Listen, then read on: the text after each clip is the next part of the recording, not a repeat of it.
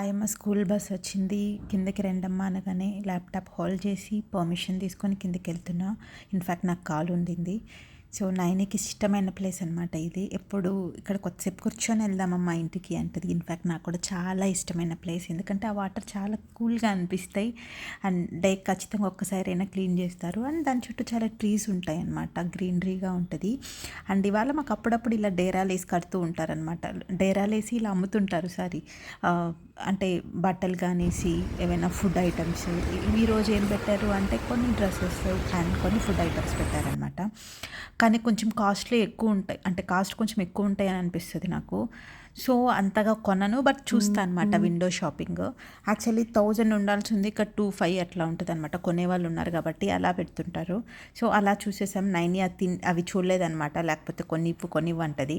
So వచ్చాక కొంచెం ఆడపిల్ల కదా, కొంచెం సేఫ్టీ అనమాట. సో క్లోజ్ చేస్తుంది డోర్ని.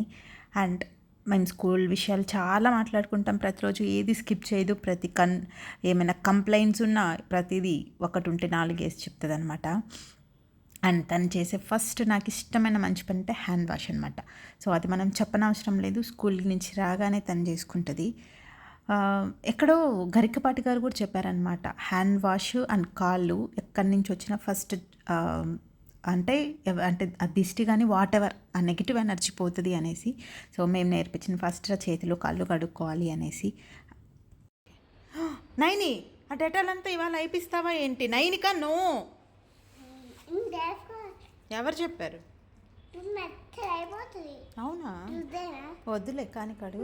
ఇలా అమ్మ కూతురు ముచ్చట్లు సాగుతూనే ఉంటాయి. Thank you for watching, bye.